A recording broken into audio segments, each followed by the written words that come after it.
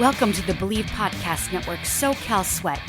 My name is Anne McDaniels, a former NFL cheerleader and product manager turned actress and model who dreams of being a UFC fighter. Meow. Learning strategies to help motivate others leads me to bring you interviews each week from a range of athletes, experts in fitness and nutrition, and so much more. Thanks for listening to Bleav, the #1 podcast for working professionals, and let's push our endorphins to higher performance through SoCal Sweat.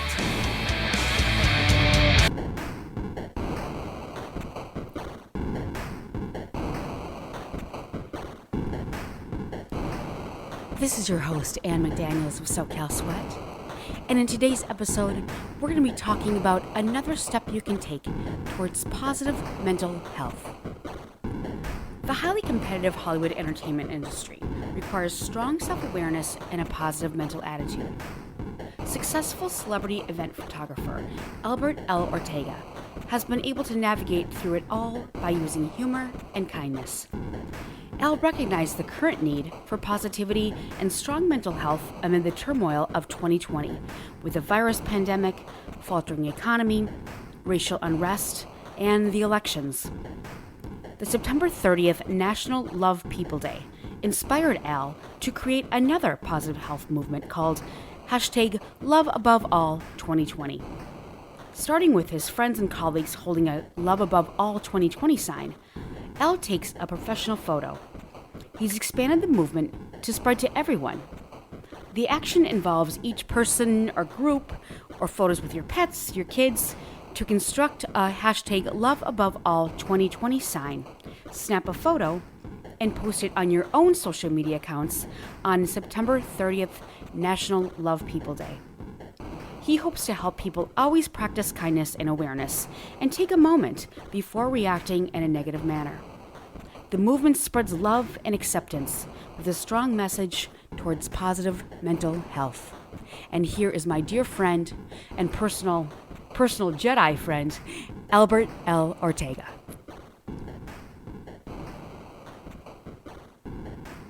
Well, introducing my dear friend, Albert Ortega, celebrity and event photographer, and a very dear friend of mine. How are you today? I'm just grand. I'm just a little bummed at the fires that were, California's on fire right now. So me personally, I can't go out and shoot because I went out the other day, Thursday, and I was just gagging.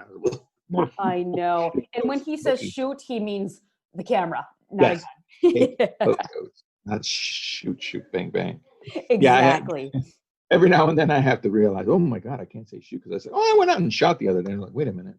Oh, a lot of things we're saying. And our industry has really taken a toll. I mean, when I see Al, I see him on every red carpet. He's heavily involved in all films, television, all kinds of pop culture. He's at every single Comic-Con, E3.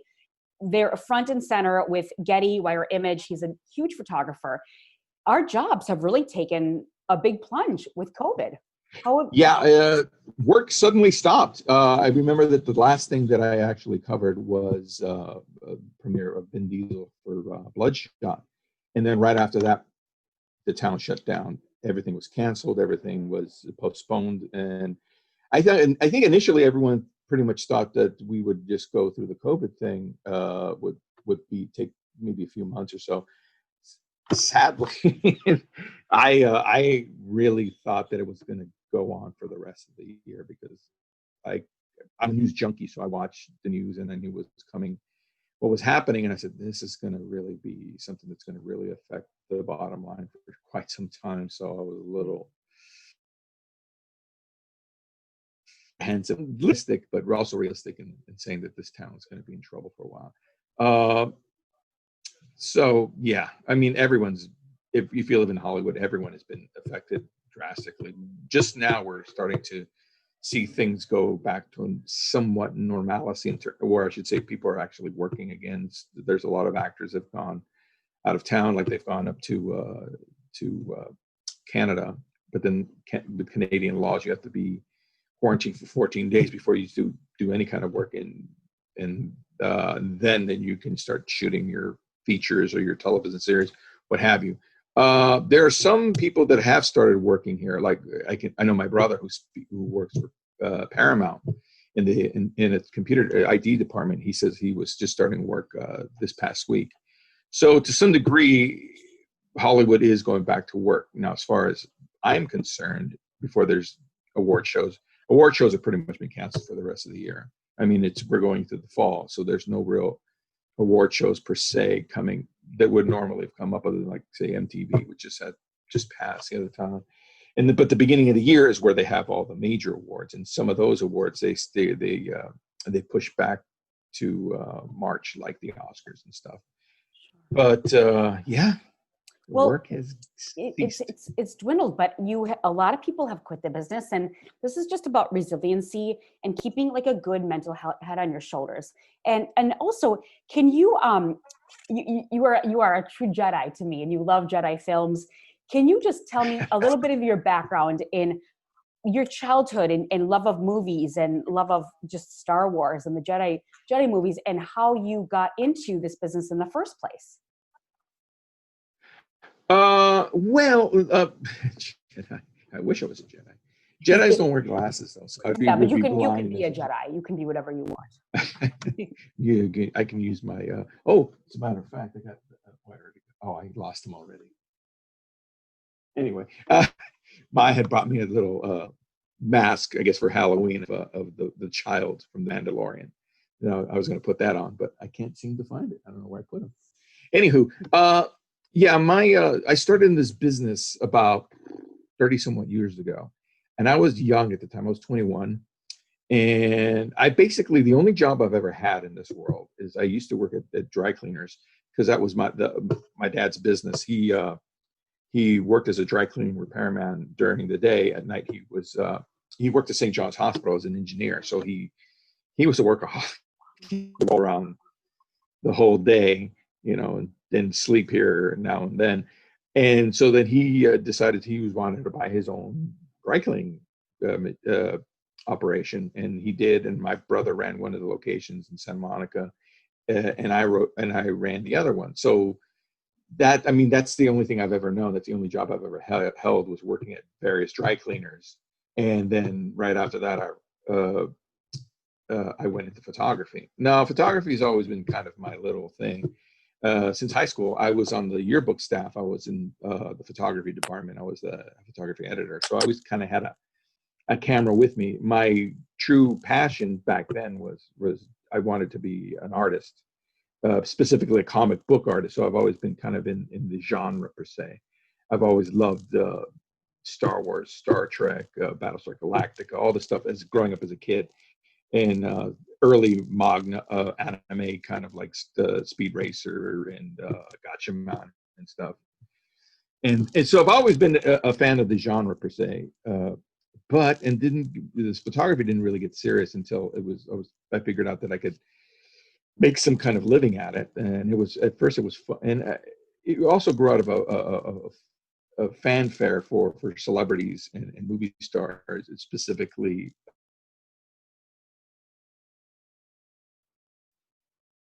On the screen, how great is that in real life situations? And I would go as a fan. I would get autographs and get take pictures with them, selfies and stuff. And then slowly it became, like I said, became a job. And I said, hey, I can actually make a living at this. And so I would go to events, and it was a little harder back then. You'd have to you weren't exactly welcome with open arms when you would go to events, and the other photographers would see you, because you're basically stealing a little bit of their pie. Not initially, but later on, you will be taking part of their income. So I can see why they wouldn't be so welcoming. But needless to say, I from then I just kept going to events, and then shortly I established myself in the industry as a photographer, and the PR people got to know me, and they're like, oh, we see this guy often. And they would invite you. And then there was agencies that you would join. Various agencies would tell you where to go and who to see, and so on and so forth. And that, you just don't just show up. You kind of have to be invited first and foremost by the studios or the PR companies, and then they put you on a kind of list that they keep. and it's not that glamorous per se. It's just, I We mean, all you go, know. you take photos. Yeah, yeah. For actors and actresses, it's part of their. And some of them are genuinely excited and happy to be there, but the veterans and the people that have done it for years, they're kind of like, oh, it's part and parcel of what our jobs and what we have to do. And it's kind of like a conveyor belt. You put the celebrity and it just goes dun dun dun dun dun dun, snap, go on, and then they just go on and to the next thing, and then they do the interviews. Entertainment Tonight's always first, and because they were the pioneers, they first ones there. So and the PR people always come before the events, and they look on the carpets to see where everyone is placed, and like, oh, ET, this person, that person, and they know exactly who to go to. And even to some extent, they know which photographers are more important and stuff. Typically, the red carpet photographers that are actually on the red carpet and are allowed to roam are the most important ones, because they work for the trades, Hollywood Reporter, or I forget the other one. It just flew out of my head. Well, you're always the most gracious. Like every time I walk a carpet, you seem to be the most gracious and just the real kind of genuine. And in a world full of photographers, it's very competitive. And I do believe that your background with your father and running a dry cleaning business really probably lent well to the entrepreneurship of what you do and how far you've come. Well, the thing is that you have to take a certain attitude, and you have to be just mindful of I'm naturally empathetic, and I can sympathize with the time it takes for you to pick out an outfit and then try it on, and there's a lot of things a lot of factors of doing a red carpet just for the talent itself. And I'm like, hey, you have to be on your best behavior, in my opinion, and that goes down from what you wear to what you say to what you do.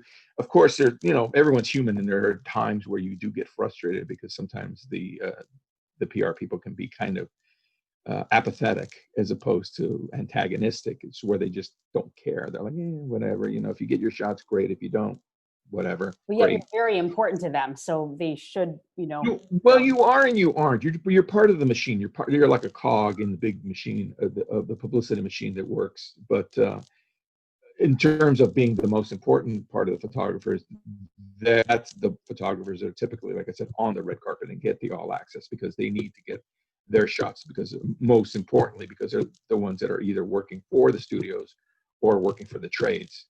Sure. So what they get is most important, and what we get is gravy, where it's just extra. Right. Hope we all kind of send our images to the same people.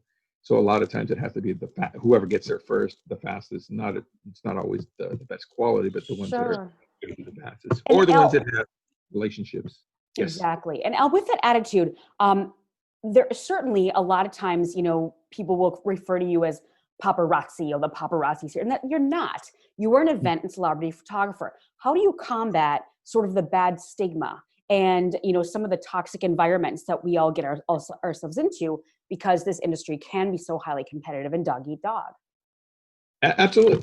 See, the term paparazzi came from an Italian film where he was kind of like a pest, he would go in. They were the aggressive photographers, and I actually, in the early part of my career, I was working for the king of paparazzis, which was Ron Galella, and I have this beautiful, actually famous photo on my wall. Let me see if you can see it, of Jackie Onassis that he gave. Where'd you go? Can you see me? Right here. Can you see me? I'm actually. Oh, that's beautiful. That's a picture of Jackie Onassis, one of his Ron Galella's most famous photos. And he was kind of like I was under his wing for a little bit, and he kind of taught me the business.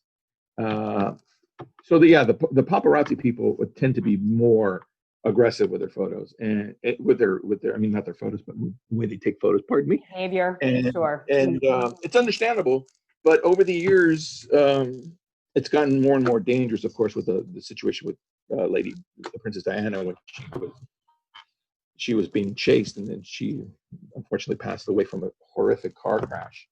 So in essence, the way of them attaining their photos, I don't fully agree with. I've done things of that, like I said, early in my career because I was trying to impress my boss. So to me, back then, it was all fun and games, and no one was getting hurt, and we were just chasing celebrities. And for example, Madonna, we used to go when it was a slow night. We used to go and wait by her house, and she would lead us on chase. But honestly, I think she enjoyed the cat and mouse game because you knew she didn't want to get followed when she would hire a car or a driver. And so you're like, okay, obviously tonight she doesn't want to be bothered. But the other times, we would know ahead of time if she was driving a certain way. You're like, oh, tonight she's going to go have sushi. So we would basically race the car in front of her, and we would park, and then we'd get out, and then she'd give you photos going in and coming out. But she wasn't posing for them, mind you. But she knew we were there, and it was kind of like one of those things. Well, how do you find that stigma, though? If someone refers to you as like, oh, dirty paparazzi, how do you? Well, like I said, that was in my early part of my career, in when Madonna was the big thing. Sure. But slowly but surely, I grew to dislike it because I figured that I was becoming more established, and I was like PR people would know, and you couldn't really mix the two together. Some people have tried and have not really been, because the masses tend to be like, oh, I don't know, that guy doesn't seem legitimate, and the two don't mix well because their scruples or what have you are different from ours. They don't like to basically follow any rules and be beholden to any. But we have to mind ourselves, follow rules. So I guess the easiest thing to do in terms of how do I do it, I try not to get angry, and because there have been other photographers, colleagues of mine, that if you call them the P word, as we call it, they get extremely hostile because of the way it's perceived, the word paparazzi. It's annoying, and you're not. You're anything but that. No, there is a major difference, and they say for the common people that ask you, they don't mean anything by it when they like, oh, are you a paparazzi? I said, no, I'm not a paparazzi. And she goes, well, I shouldn't say she, but one time a tourist who doesn't know any better goes like, oh, because they hear it from television. And they think it's glamorous. Well, what's the difference? Right. Well, they think that we do it all. We chase the stars, we go to premieres, and I was like, no, there's a fine line between them and us.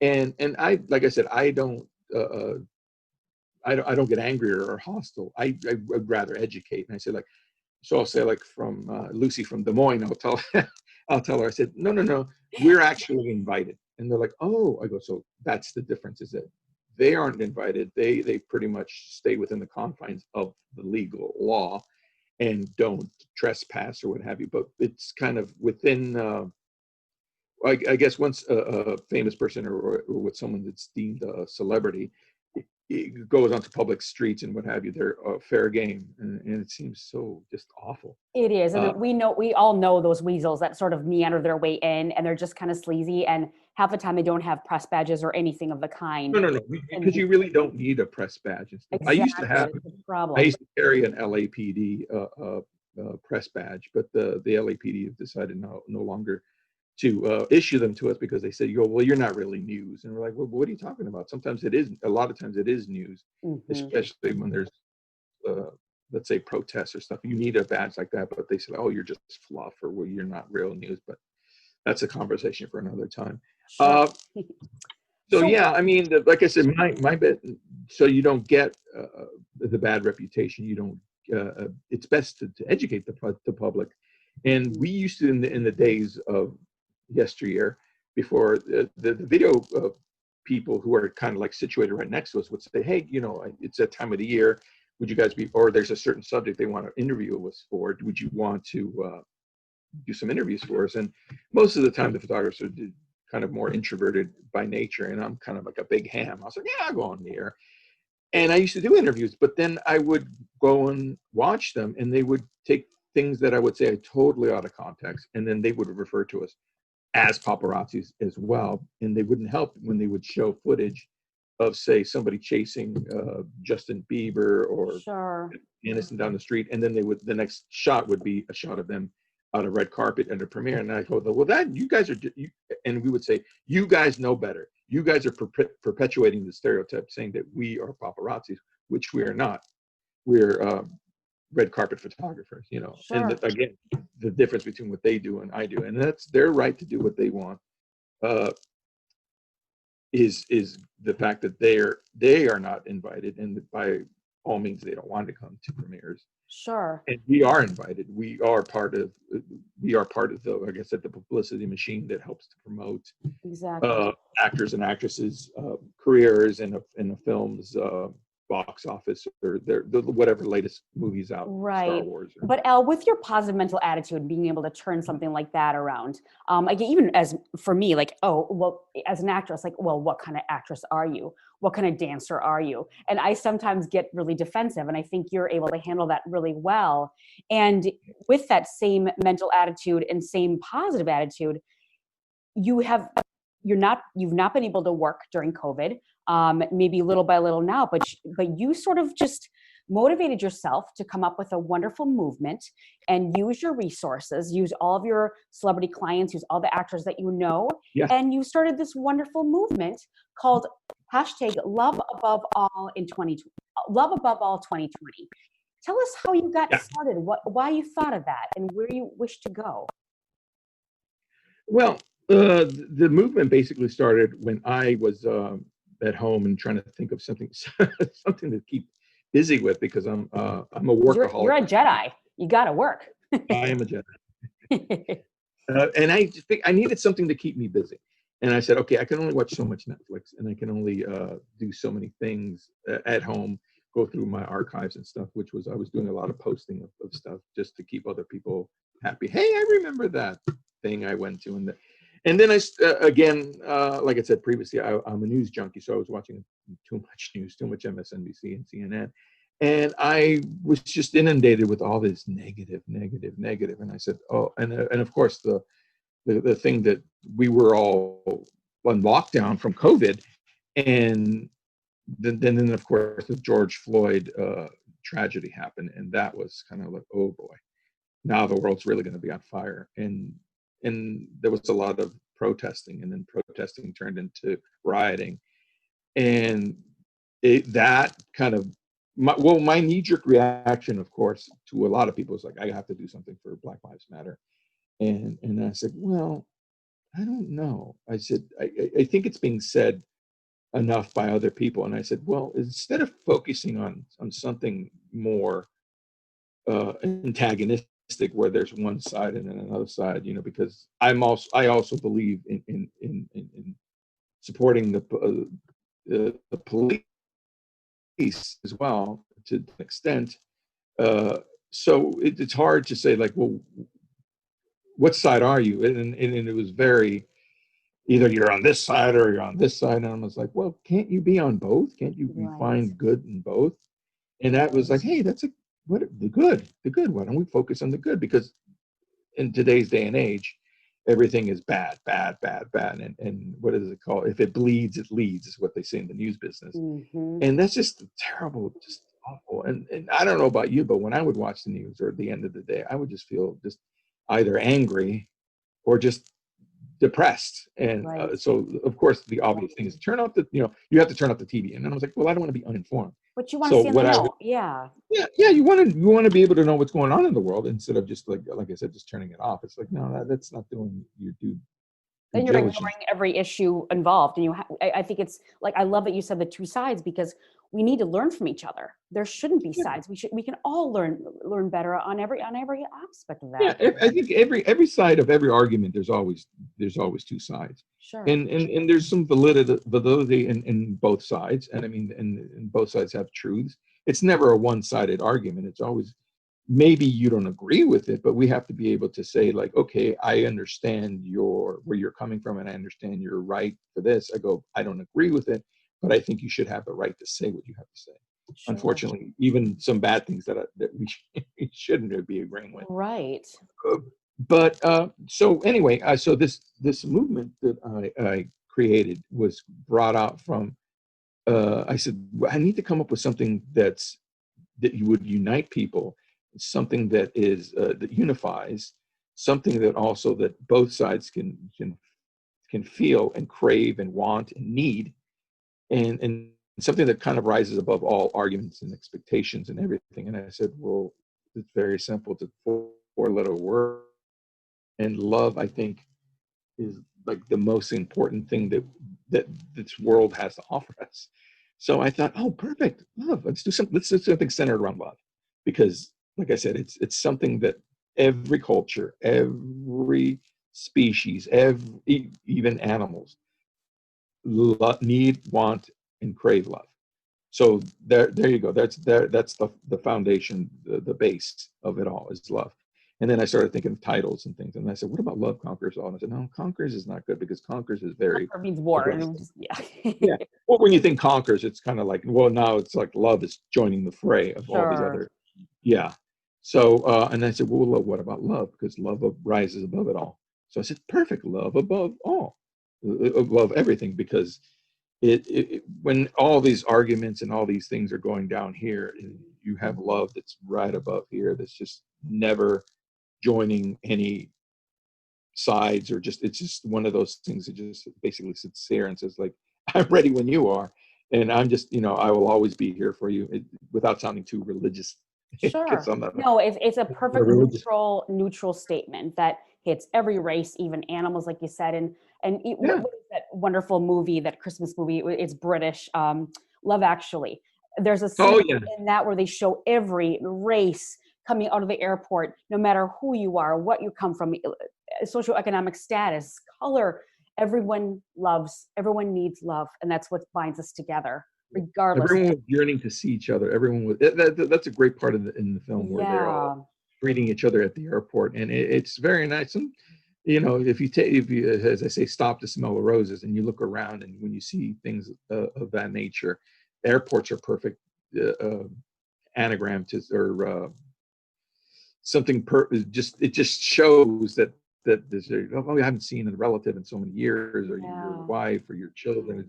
It's very sappy, but I love it. I just love the fact that everyone's just like meeting each other and greeting each other. Well, and we need this now more than ever. And then the campaigns are coming. We're starved for it. Yes, we are starved. And with the political campaigns they're going right now, and this is just going to get worse and worse. And with the fall and the winter coming back, COVID's probably going to get worse. And I think that love above all is just a good mindset for everyone to have. And I love this movement you're doing. So once I got so you started to schedule celebrity friends and clients.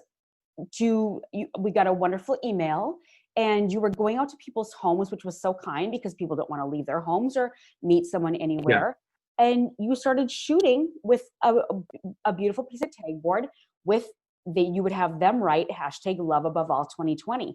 And I was so flattered to get my shoot done last week on crutches, and that was a really great. Yeah, he did well. Yeah, and are you having fun with it? What's the word I was using for it? Very inspirational, and all you've been through, and I was like, wow, you're your own.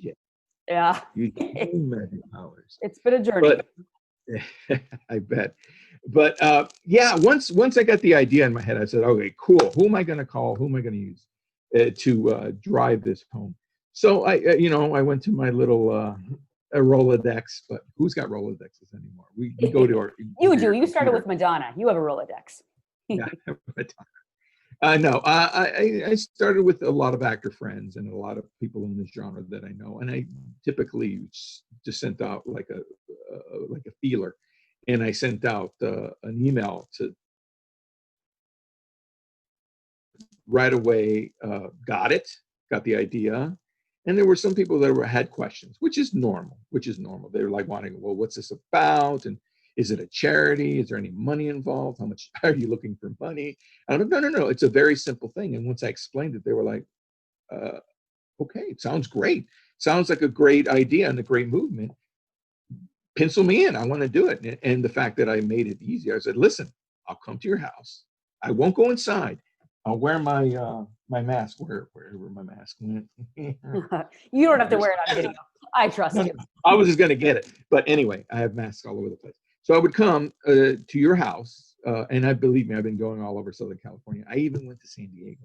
And the Wow. reason I went to I went to San Diego because we were having a meeting of photographers that we work with, and a lot of them live there locally. And then I found out that there was a shrine. Some fans and cosplayers and stuff built a shrine across the street at Tin Fish, and they were going to meet there. And I said, I got to see this. I got to go and see this. So I went down there, and I got a handful of cosplayers and stuff.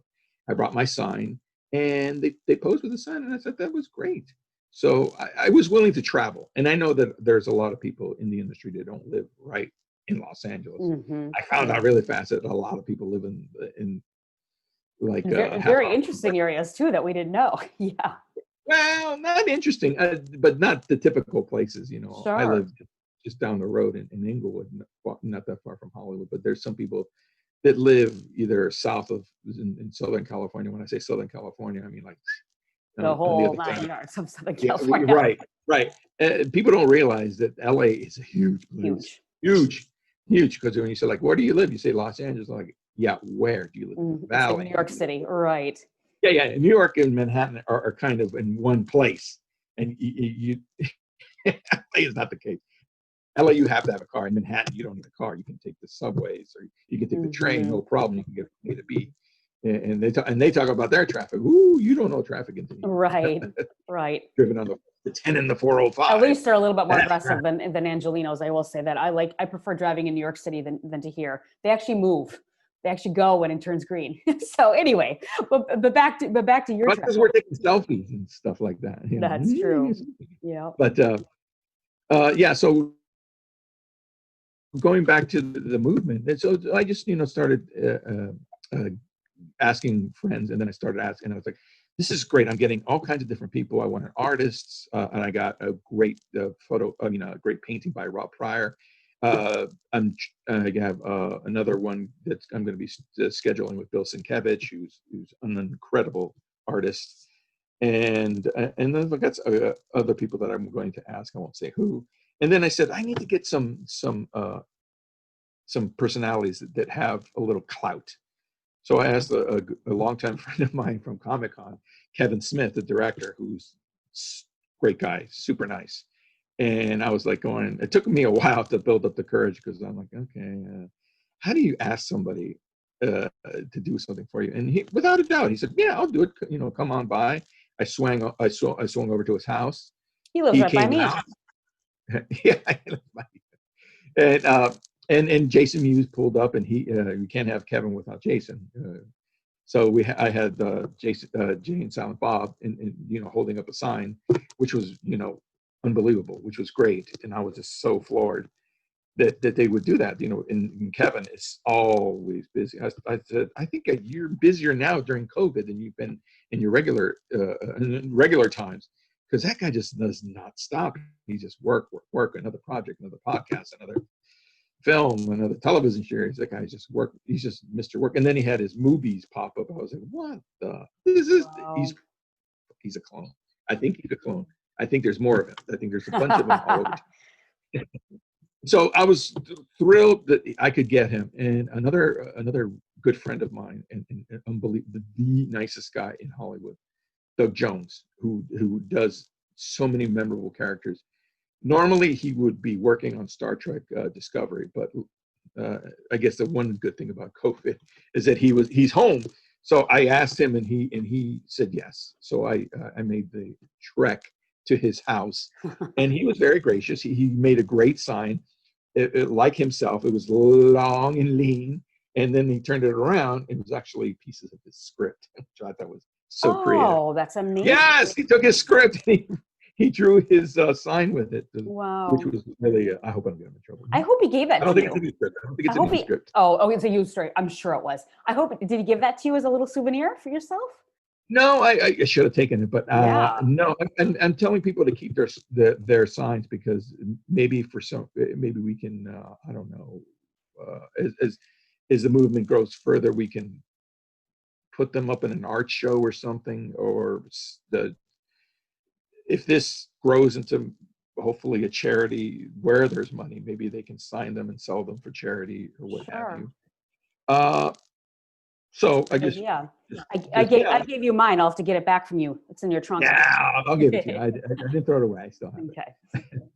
But yeah, I mean, yeah, like I said, I was looking for names that would get people excited or more involved, because I would also like not just celebrities and well-known people. That's just to drive it, the hits and the recognition up. Uh, but anybody can do this. Anybody can just draw an image or a photo or whatever they want to do, create, take a selfie, and post it on September 30th, which is actually coincides with National Love People Day, which is why I picked it. And I think that's the day that we should. Hey, maybe I'm thinking a little far ahead, but maybe it can be like a national day as well as National People Day, but National Love Above All Day. That would not be a bad thing. Why not? Stranger things have Yeah. happened. Look at all these other movements. Yeah. And so your goal then, because when we were shooting, there was a UPS truck there, there was an Amazon Prime, like 18 of them Yes. lined up. There were, their Grubhub was there and Postmates.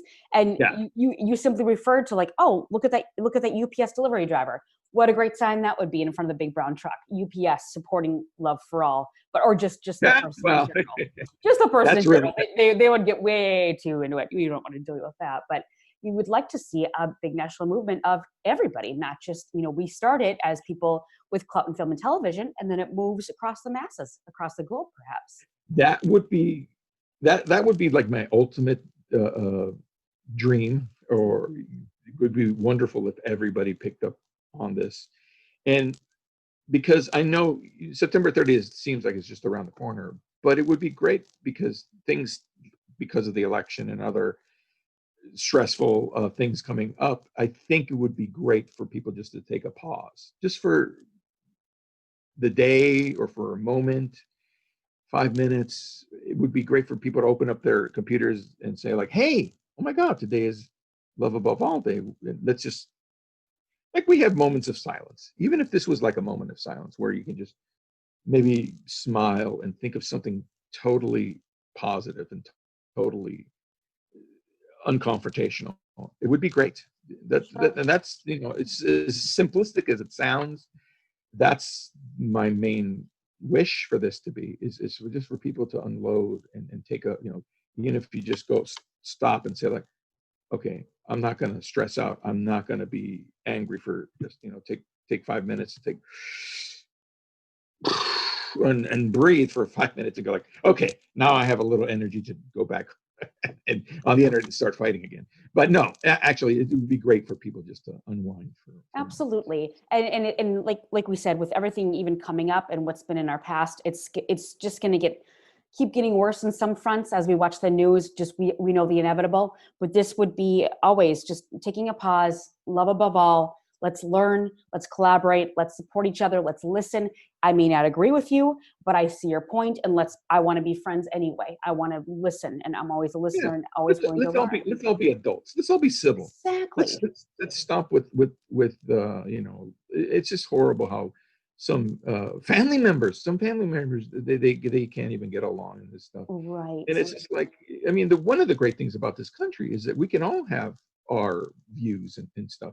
And I'm all for everyone's opinions and views and stuff, as long as it doesn't hurt anyone. Right.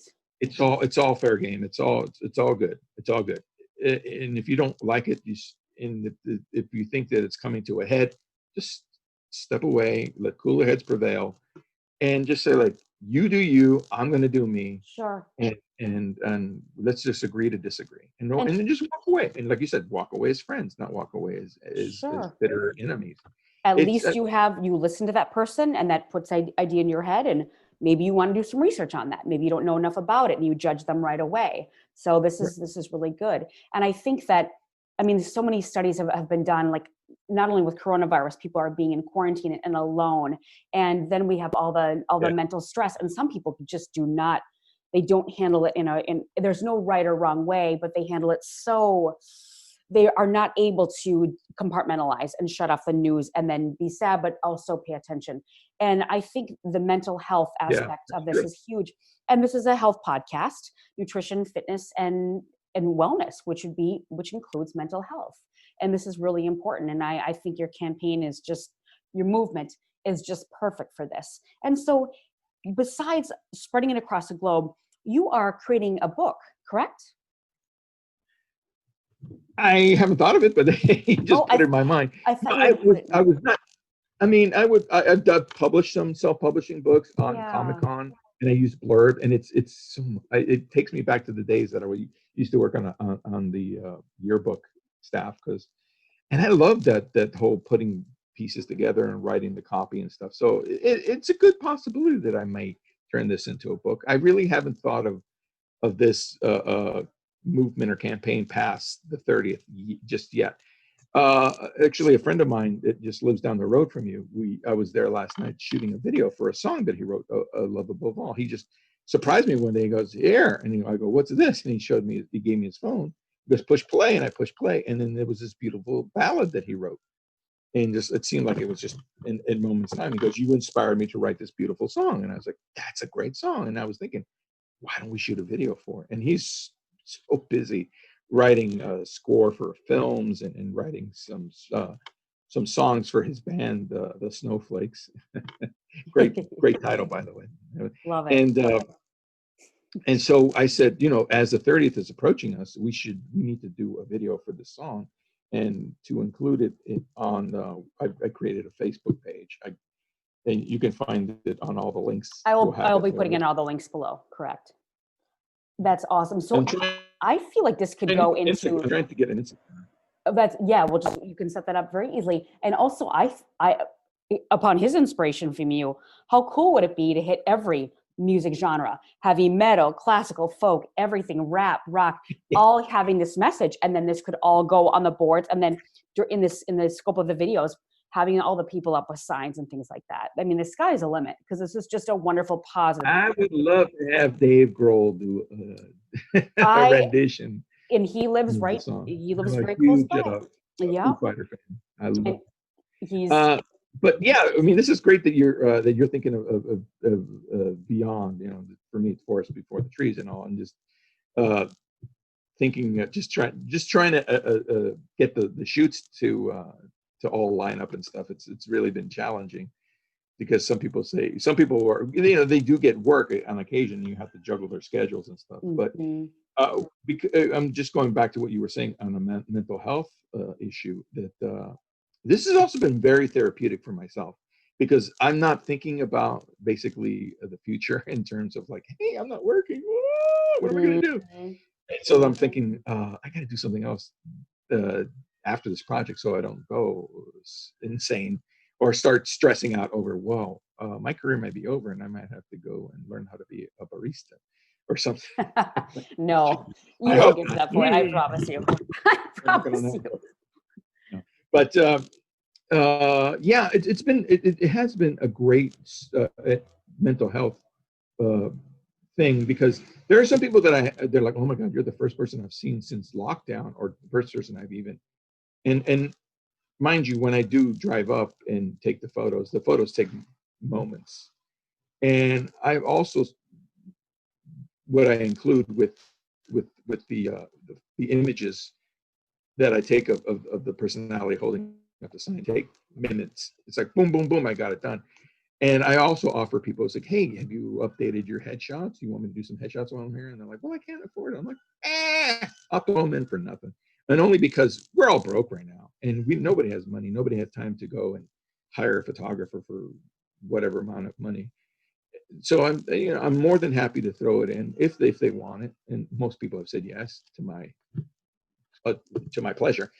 And then we just talk about how you doing, how's family, this and that. And it's kind of, it's also kind of, I'm a little bit of a psychiatrist. I was like a psych major in college that I never finished. And I was one of the things that I wanted to do was work on my child psychiatry in college. But again, I didn't finish because I said, like, I want to do art. Yeah. Damn art. But that, I want to art. Your psych background and interest in it, plus your great background of working in the dry cleaners and all of these things, really lends well to that. And That's why you relate so well to people. And that's also why you've stayed so relevant in a quite toxic environment of the entertainment industry, because a lot of us, it is. And it takes a It's lot hard. of, it takes a lot of just mental health power just to get through past things and walk away in certain situations and not take things personally. I mean, the fact that Right. you don't take the word paparazzi personally, I mean, yes, maybe in the beginning, but you simply educate the person because they don't know. And Right. that's really, really important. And that lends to this wonderful movement. And it's just constantly staying above, like love above all, just being above that. And just let's take the bigger person a step Yeah. here to handle It's it. harder. It's so much easier just to write people off and just to say like, oh, that person's a jerk or this person's Right. that, and just to be negative and to basically fall into that pit. And what I have to do sometimes in, like you said, a toxic environment, it sounds I mean, like a that's snake a pit. little hard. It can be. It can No, be. it can't. Get the wrong. It can be at times. I mean, let me share just this little snippet. When I first came into the industry, I think I said it before that I wasn't welcomed with open arms, and I remember that. I remember that people were just, "Who are you? You're the new guy," and then people were giving me the evil eye, and nobody wanted to help you and stuff.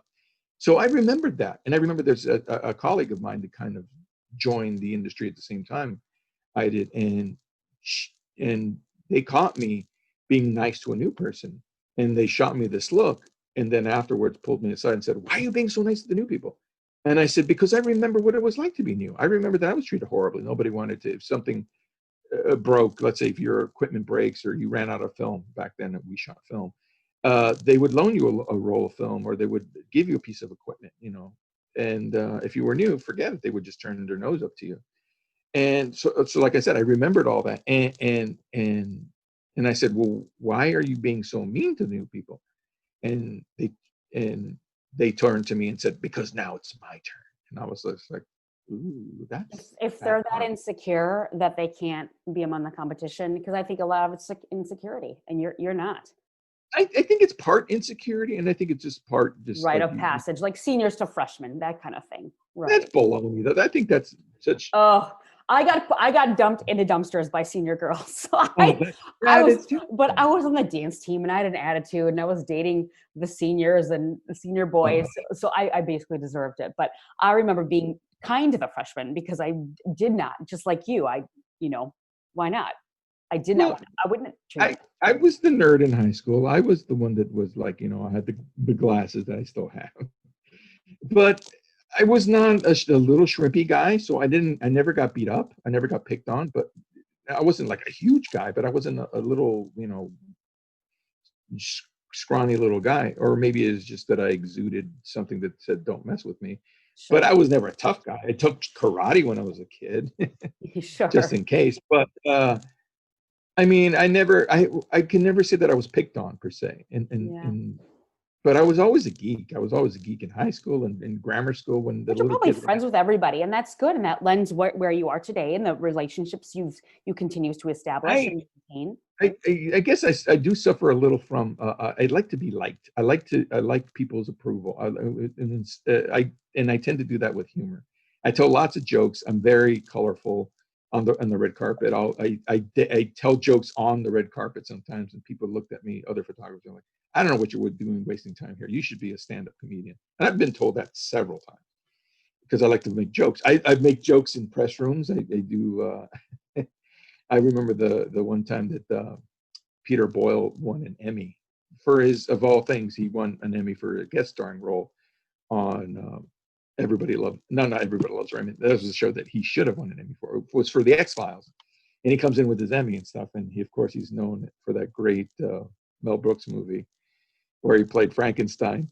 And so he's standing there, and me being the instigator, I started like, and people started giggling, and then on the other side of the room, somebody else went, and then I love it. so I got even louder. I was like, and he goes, "All right, I'll give you what you guys." And he's like, Oh, good. And you got the and then of shot course we're because all, of your "Yay!" humor. We're applauding. So you got to have fun. I was always like the clown. well, in the press line, But you don't take yourself too seriously. And it's like, oh God, at no. the end of the day, we're not curing cancer. These are shots. These are like, obviously, it's a huge business, and I'm not taking away from that, but you have fun with it. And that relieves the pressure of anything that could be highly competitive or not very nice, And I think that's great. And that's why you're where you are today.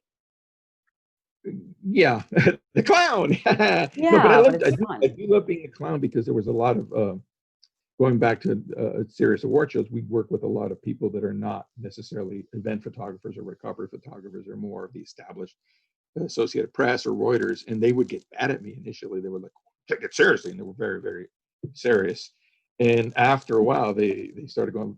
I would get thanked as I was leaving. They thank you for making the time run smoother and more fun. And some people would look forward to it. What are you going to do this show? And I was like, I don't know. We'll have to wait and see.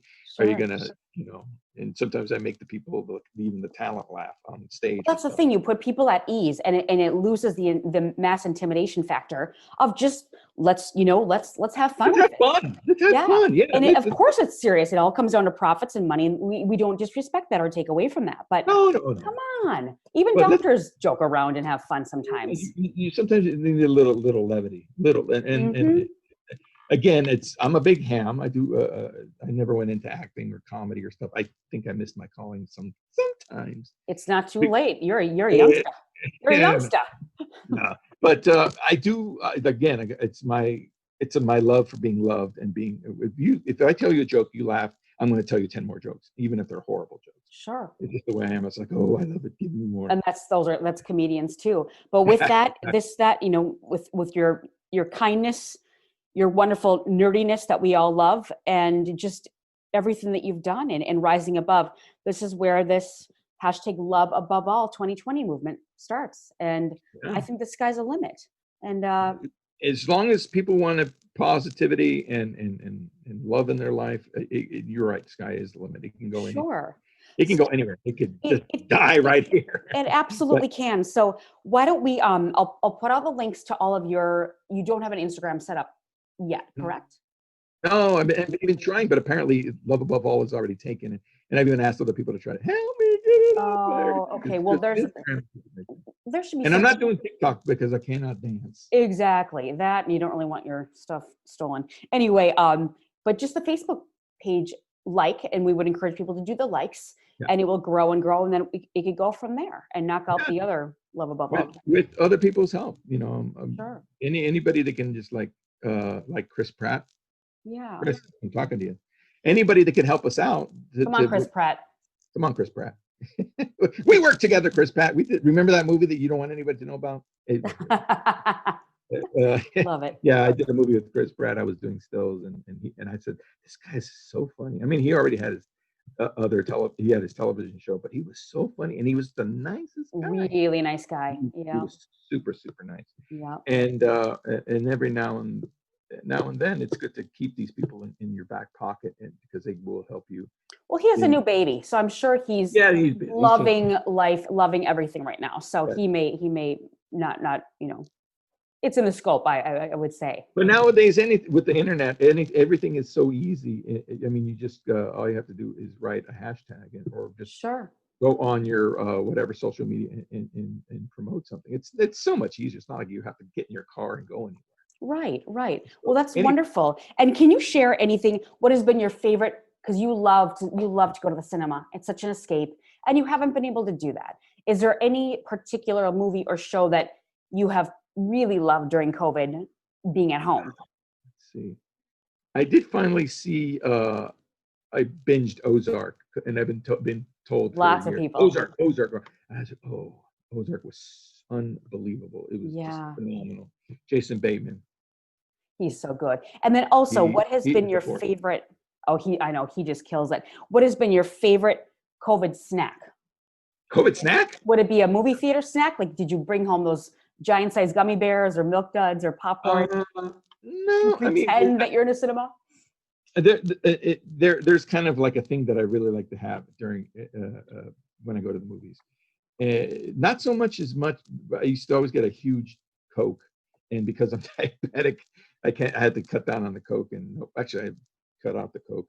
So every now and then I'll have an icy and stuff. But the thing that I have to have every time is a huge tub of popcorn, even if I won't eat it all. I'll take most of it home with me, and it's just there's something about movie popcorn. It's just you No one can replicate it, and you can buy it no, at the store. I mean, Movie theater style. No. yes, I have to have popcorn. I can't see any movie. They'll be like, "Oh, the movie's about to start," and I'm like, "But I had to have popcorn. I can't." It's like a heresy. Well, That I learned a that secret that what's is that? even better, that will elevate that popcorn. If you like chocolate, someone said drop raisinets, either raisinets or chocolate covered peanuts Oh in yeah. in the movie popcorn and intermittently mix it so that it's all over. It melts. So it's that salty, sweet, gooey.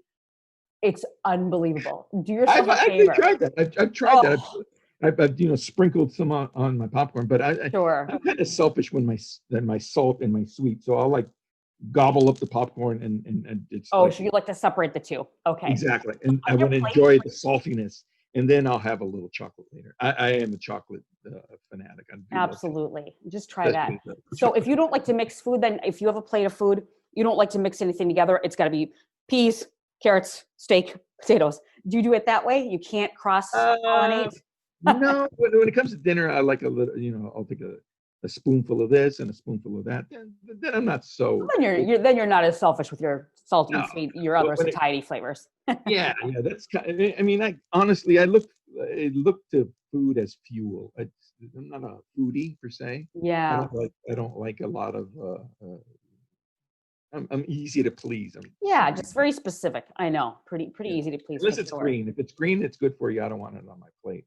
I'm trying more and more to eat salads and stuff because you got to shed those COVID pounds. Yeah. Everyone has got the COVID pounds. We can't go out and exercise. And you can't, none of the gyms are open. I don't think you work out at a gym, but that's just like huge. That's huge for everybody. I was going to join a gym. Finally, I said I got to join a gym, and of course, COVID's ruined a lot of things. Well, and like also, yeah, and on your mental health aspect, I was talking to a gym owner, and he's just like, you know what? It's not even for me losing money. He said so many people are depressed and they look to working out. Like I myself relieve all kinds of mental stress by working out. I have to every day. If I don't, yeah. I'm a nightmare. So that's kind of my antidepressant, if you will. So many people are at home, depressed and in quarantine and they're not working. The one thing they have is the gym and they can't go. I mean, but honestly, where there's a will, there's a way. People are working out behind dumpsters. I've seen like jump squat classes behind a dumpster. I'm like, of all of LA, you couldn't pick a better. Who would